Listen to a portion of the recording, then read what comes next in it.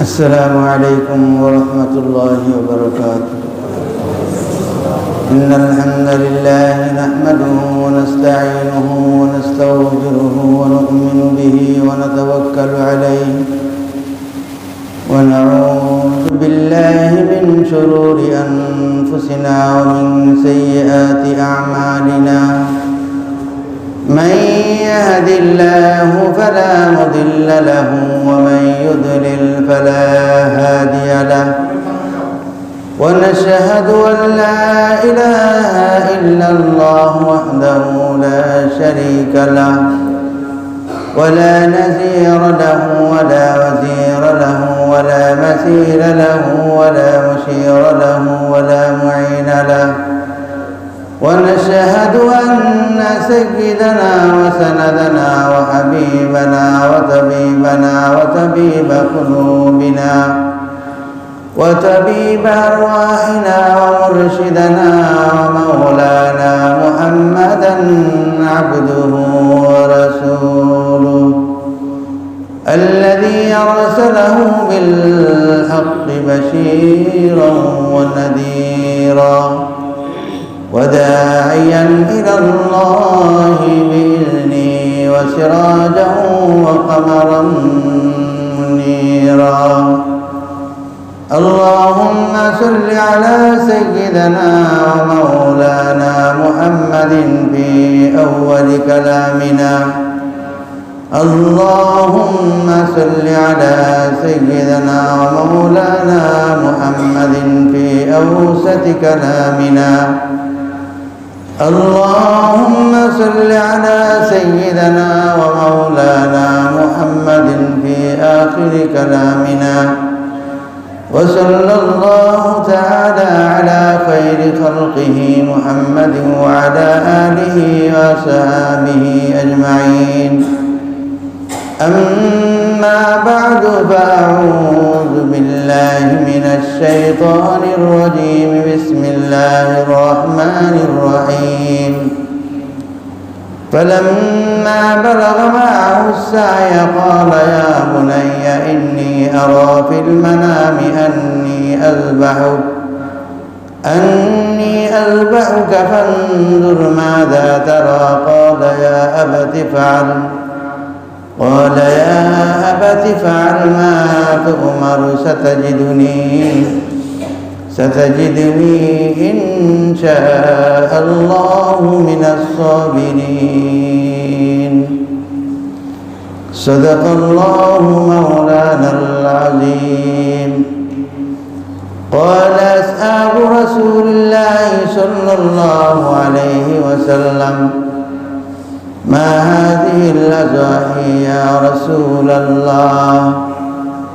قال سنة أبيكم إبراهيم عليه السلام، أو كما قال عليه الصلاة والسلام।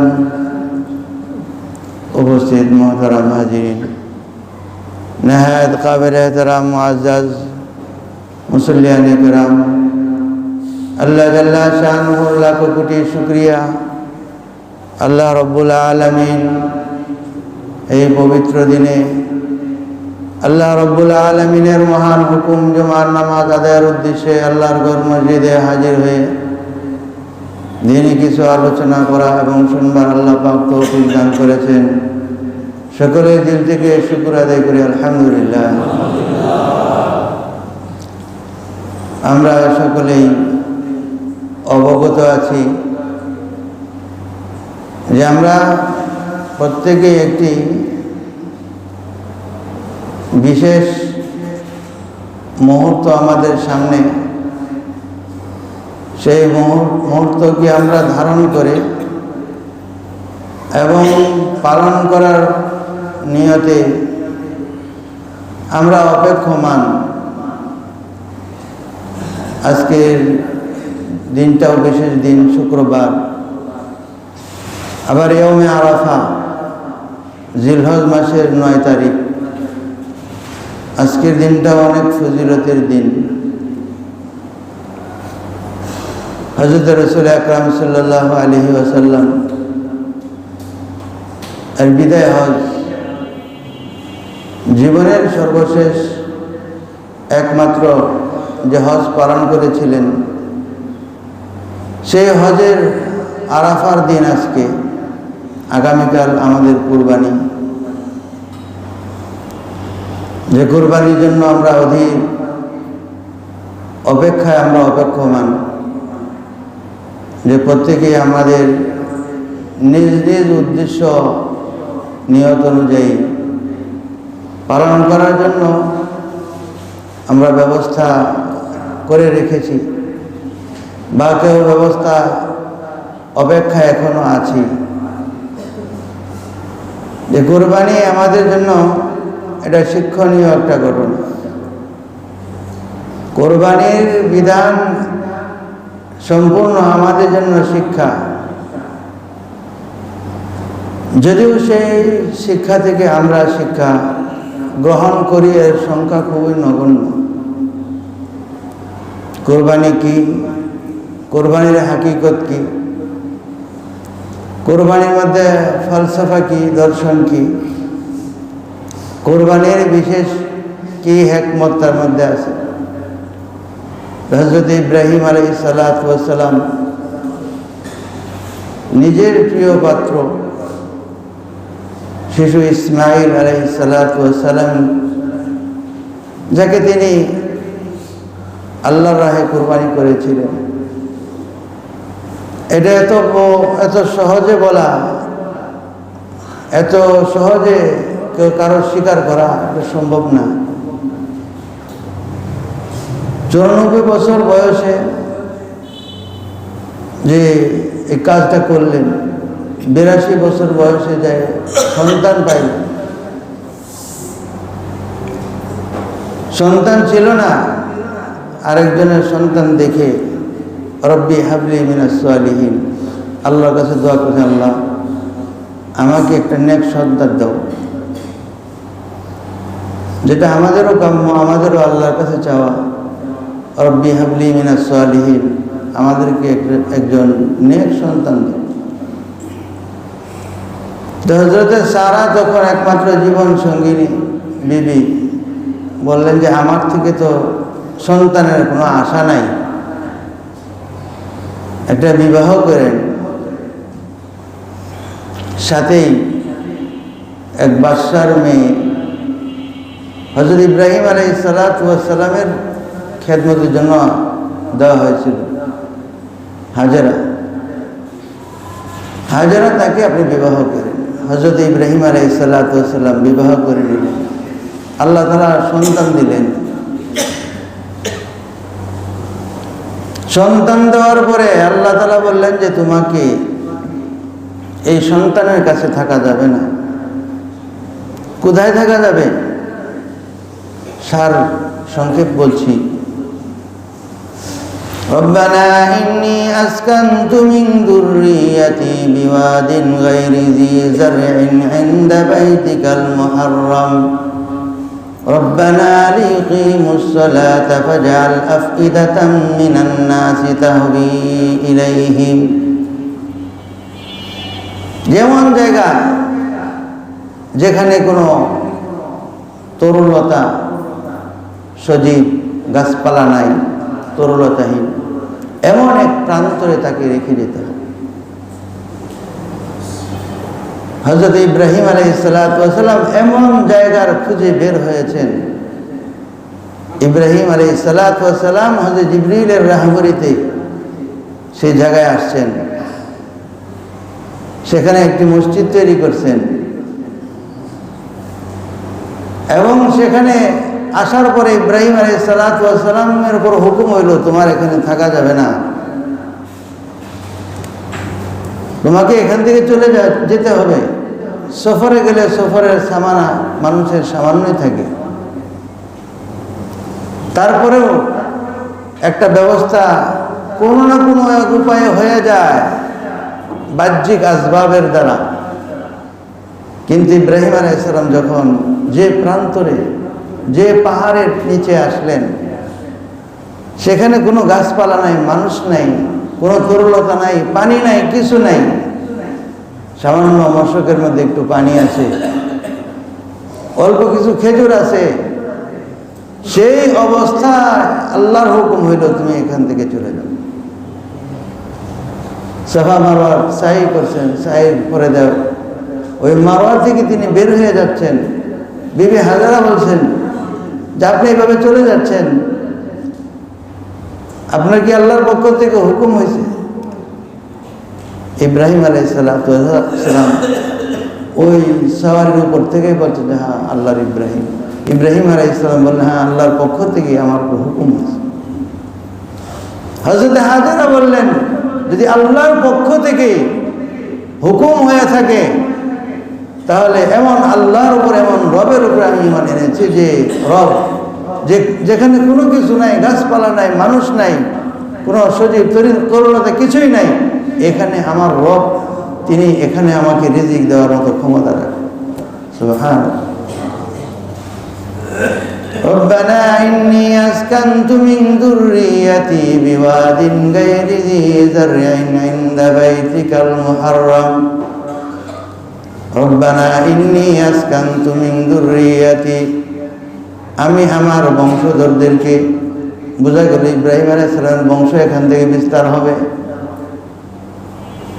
আসকানতু মিন যুররিয়াতি বিওয়াদিন গায়রি জি যারইন ইনদা বাইতিকাল মুহাররাম, তোমার সম্মানিত ঘরের পাশে,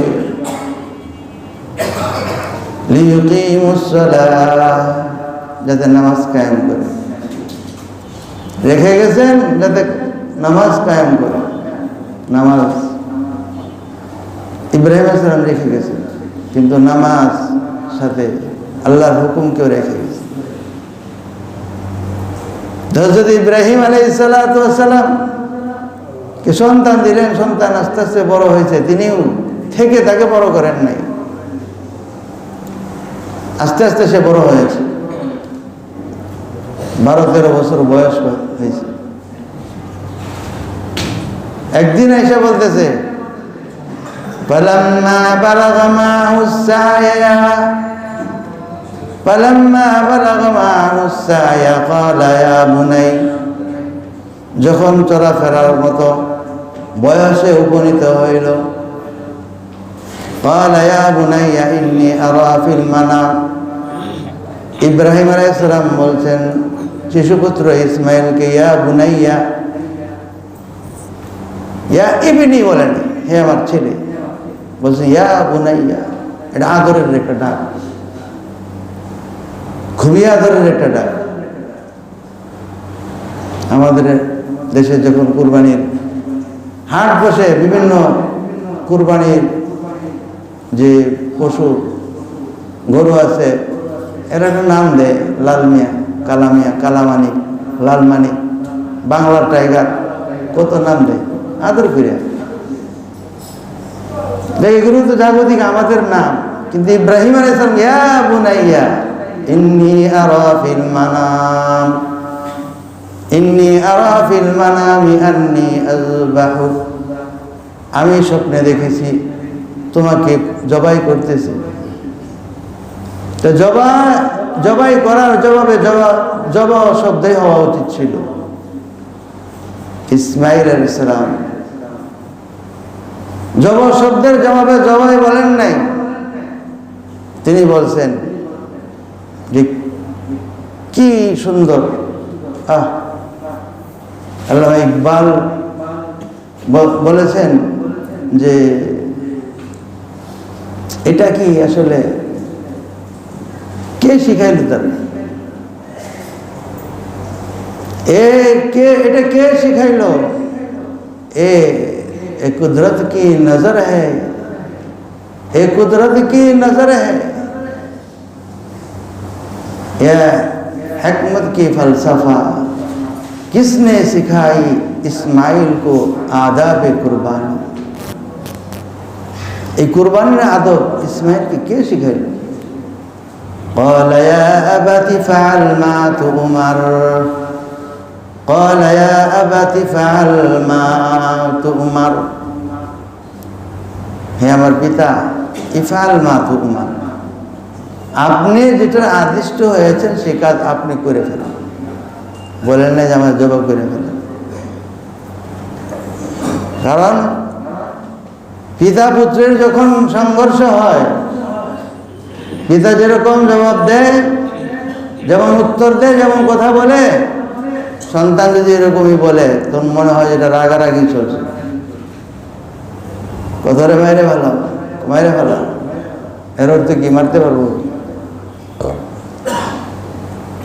মারার জন্য বলছে? এসবটা উত্তর দেওয়া তো এটা বেয়াদবির মতো। হযরত ইসমাঈল আলাইহিস সালাম বললেন যে না, ইয়া আবাতি ফাআল। স্বপ্ন আপনি দেখছেন, আমি দেখি নাই, আপনি দেখছেন, আমার কি করার আছে? সাজায়া গুজায়া সুন্দর করিয়া মা হাজারের কাছে বলছেন যে আল্লাহর কাছে দাওয়াতে যাইতেছে। আল্লাহু আকবার! কেমন মা, কেমন ত্যাগ স্বীকার! শয়তান ইব্রাহিম আলাইহিস সালামরে ওয়াসওয়াসা দিছে বিনায় যে ইব্রাহিম, এটা ইতিহাস হয়ে থাকবে যে কোনো পিতা কোনোদিন নিজের সন্তানকে জবাই করে, কোন সন্তানকে হত্যা করা, এটা তো কোনো মানুষের ইতিহাসের মধ্যে এটা নাই। তুমি যে কাজ করতে যাচ্ছ, হযরত ইব্রাহিম আলাইহিস সালাম যখন ইসমাঈল আলাইহিস সালামকে কোরবানি দিয়েছিলেন, এর 2000 বছর পরে আল্লাহর নবী হযরত মুহাম্মদ সাল্লাল্লাহু আলাইহি ওয়াসাল্লামের পিতা আব্দুল্লাহ, তাকেও এই ছুরির নিচে আসতে হয়েছিল। বিরাট বড় ইতিহাস।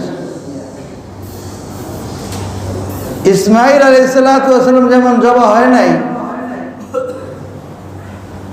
হযরত নবী আলাইহিস সালামের পিতা আব্দুল্লাহ, তাকেও চাকুর নিচে যাইতে হয় নাই, বরং তার বিনিময়ে 100টা উট খাজা আব্দুল মুত্তালিব কোরবানি দিয়েছে, ফিদিয়া দিয়েছিলেন বিনিময়ে আব্দুল্লাহর জান বাঁচানোর জন্য। সেখানে আব্দুল্লাহর জবা হয় নাই, কারণ এই নূরে মুহাম্মদী হযরত মুহাম্মদ সাল্লাল্লাহু আলাইহি সাল্লাম যে আখিরি নবী, যে নবী যার বংশ থেকে, যে ইসমাঈলের খানদান থেকে যার জন্ম হবে, সেই খানদানের থেকেই হযরত খাজা আব্দুল্লাহ, তার গর্ভ থেকে যে সন্তান হবে হযরত মুহাম্মদ সাল্লাল্লাহু আলাইহি সাল্লাম, তার যদি জব হয়ে যায় তাহলে শেষ নবী তো দুনিয়াতে আসবে। ইয়াতি মিন বাদি ইসমুহু আহমদ, অথচ কোরআনের মধ্যে আছে যে শেষ নবী কবে আসবে, কখন আসবে এবং এর ভবিষ্যৎবাণী কে দিবে, কার জবান দিয়ে বের হয়েছে, সেই সুসংবাদ তো আমাদেরকে দেওয়া আছে। ইব্রাহিম আলাইহিস সালাম শয়তানকে বলল দূর হো, পাথর মারছে, এবার এক জায়গা না, 2 জায়গা না, 3 জায়গায় এভাবে ধোঁকা দিছে। শেষে দেখছে যে ইব্রাহিমকে তো কাবু করা গেল না, তার মায়ের কাছে যাই, হাজারাকে যায় বলছে যে শাহজাদা কোথায় আছে, তোমার রাজপুত কই? দাওয়াতে গেছে। আরে দাওয়াতে গেছে, তারে তো জবাই করতে নিয়েছে ইব্রাহিম। হযরত হাজারা বুঝতে পারছেন যে এটা তো যে আসছে মানুষের লেবাসদারি, সে তো আসলে মানুষ না, সে তো শয়তান। তার মুখে মুখে জবাব দিয়েছেন যে আমার তো আল্লাহ একটা সন্তান, একটা ইসমাঈল দিছে, যদি আরো ইসমাঈল থাকতো আল্লাহর রাজি খুশির জন্য হাজারো ইসমাঈলকে আমি কুরবানি করার জন্য প্রস্তুত আছি।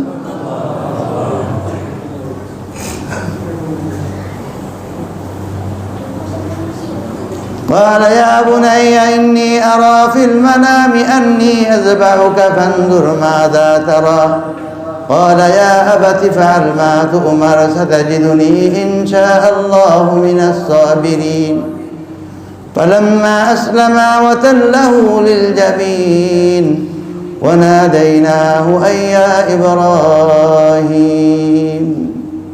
পিতা পুত্র দুজনে যখন সম্মত হয়েছেন, আসলামা এর অর্থ হইল যে মাথাকে নত করা আল্লাহর হুকুমের সামনে। আল্লাহর হুকুমের সামনে পিতা পুত্র দুইজনই মাথাকে নোয়াই দিয়েছে। ওয়াতাল্লাহু লিল জাবিন, ইব্রাহিম আলাইহিস সালাম ইসমাঈলকে উপর করে শোয়া দিয়েছে, সরাসরি ফেস টু ফেস মানুষ মানুষকে জবাই করা। আবার পিতা পুত্র, কত মারাত্মক। উপর করে সে ওয়াতাল্লাহু লিল জাবিন। ইসমাঈলের স্মরণ হয়েছে মায়ের কথা, যে মার কাছে আমার কাপড়, যে পোশাক, এই পোশাকগুলো আমার মার কাছে পৌঁছে দেবে। নিজের শরীরকে ইব্রাহিম আলাইহিস সালাতু ওয়াস সালামের কাছে সঁপে দিলেন, আমার হাত পা সব বাঁধে দেন। किसने सिखाई आदाबे इस्माइल को आदाबे कुर्बानी। कुर्बानी आदाब इस्माइल के क्या शिखाइल, যেটা আমরা পশুকে করে থাকি। আমি ছটফট করতে থাকবো, রক্ত বের হবে, আপনার শরীরে লাগবে, আমার হাত পা লাড়াচাড়া হবে, অবচেতন আমার আত্মা বের হয়ে যাবে। তখন সেই অবস্থায় আপনার শরীরে রক্ত লাগতে পারে, আপনার কষ্ট লাগতে পারে, আমার নেকি কমে যাবে। কি নিদারুণ এক হৃদয় বিদারক যে ঘটনা ঘটতে যাচ্ছে। যে আসমানের ফেরেশতারা কান্না করে না, সেদিন সেই আসমানের ফেরেশতারা এই দৃশ্য দেখে তারা কান্না করেছে। আসমানের ফেরেশতারা সেদিন কেঁদেছিল। তারা ইব্রাহিম আলাইহিস সালাতু ওয়াস সালাম সেভাবেই পিতাকে যেভাবে সহযোগিতা করা লাগে সেভাবেই ছেলে সহযোগিতা করছে, সোয়াও দিছে। জবার জন্য চাকু গলার মধ্যে চালু করে দিছে। কিন্তু এখানে কোনো বিভিন্ন জায়গাতে আছে যে আল্লাহ তাআলা জিবরিলকে একটা পাথরের টুকরা সেখানে বসায় দেয়, হইতেও পারে নাও হইতে পারে। কিন্তু আল্লাহর হুকুম যদি হয়ে যায়, ওই পাত ছাড়াও জবা হবে না, পাত ছাড়াও জবা হবে না। নবী আলাইহিস সালাতু ওয়াস সালামের পিতা জবা হয় নাই। আলে রসুল কারবালার ময়দানে হযরত হুসাইন, তার উপরে ছুরি চালানো হয়েছে, জবা হয়ে গেছে। একজন না, 16 জন আলে রসুলকে জবা করা হয়েছে, জবা হয়ে গেছে।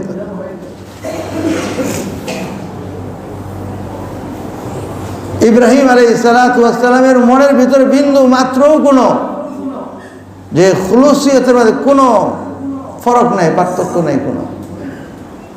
বারবার ব্যবস্থা নিচ্ছে, জবা হইতেছে না, চাকু চালিয়ে দিচ্ছে। কিন্তু কেন জবা হচ্ছে না? যে আল্লাহর হুকুম নাই। চাকুকে বলে, এই চাকু তুই জবা হস না কেন? কয়া আমরুনিল খালিল ওয়ানহানিল জালিল।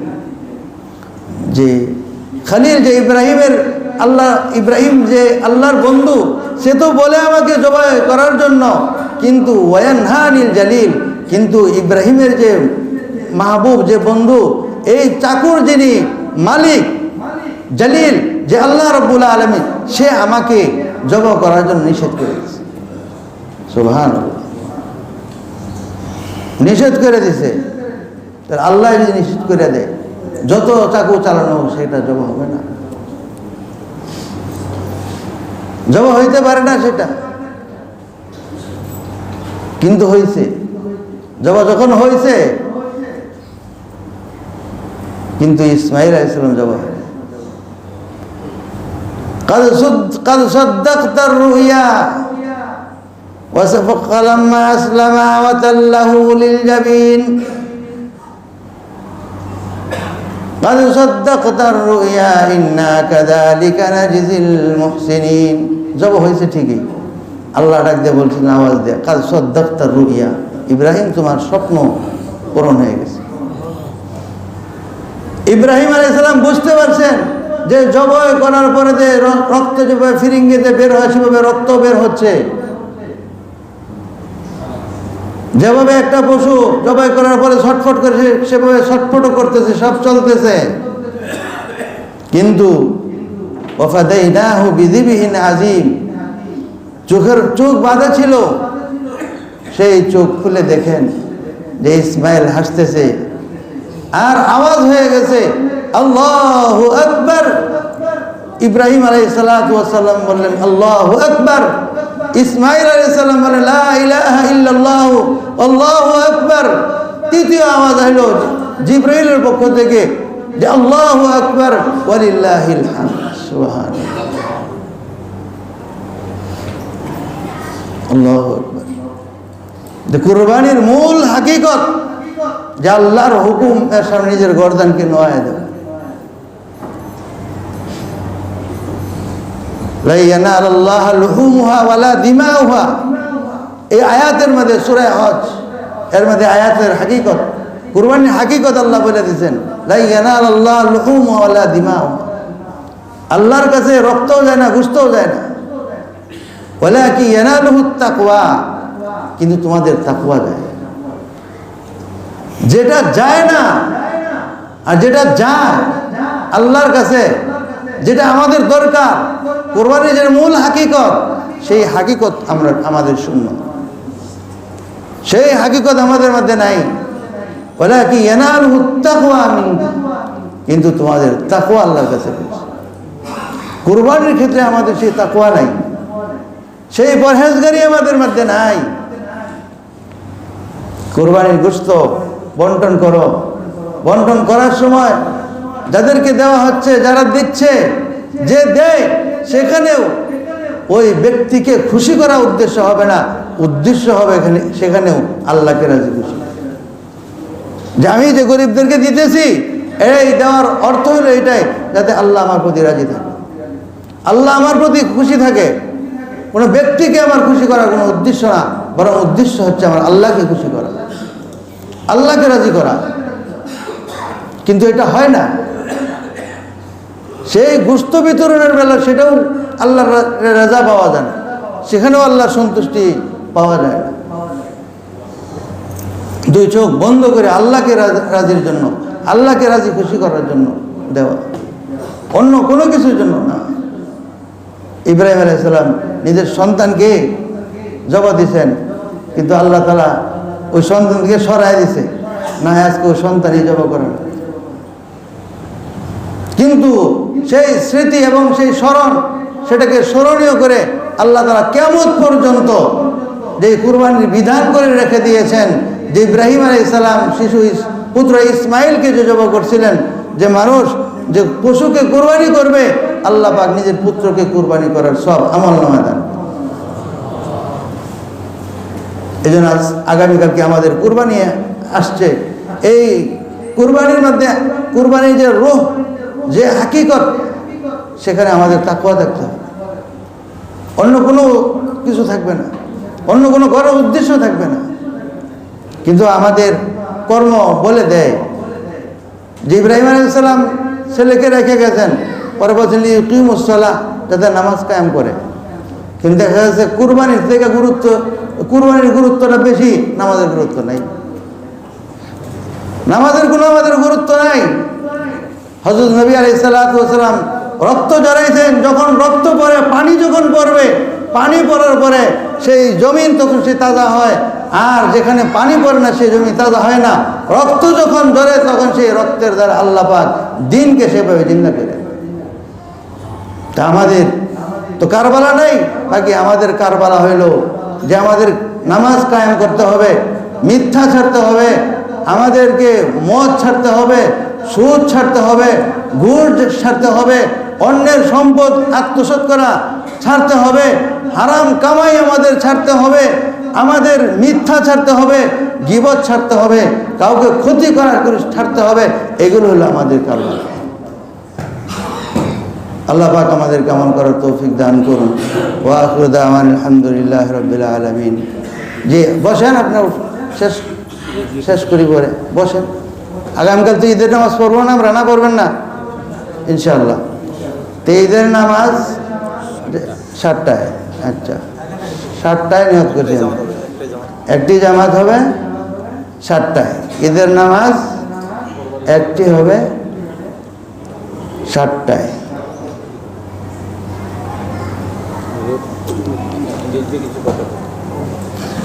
এই কথা করবো কোরবানির ইয়ের ব্যাপারে, ময়লার ব্যাপারে। আচ্ছা, ওইটা তো বলবো। আর আপনার একটু চামড়ার ব্যাপারে আপনি একটু বলে দিন। সামরা আমি বলা ঠিক হইব না। তাহলে আমি বলে দিই। না, না বলবো আসলে মানুষের কাছে সব জায়গায় নিতেছে, সব জায়গায় দেবো। হ্যাঁ, এটা জানা। তাহলে আমি আমার ভাই বলে দিই। আপনার লোকের কথা বলেন, এটা অনুযায়ী হ্যাঁ,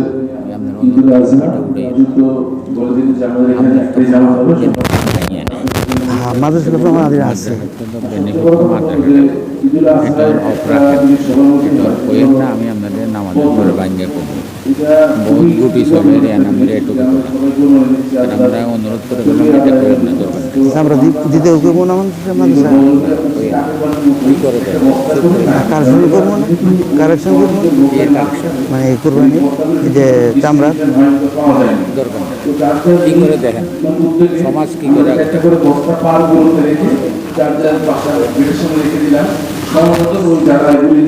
অনেক কিছু পাঠায় দিব।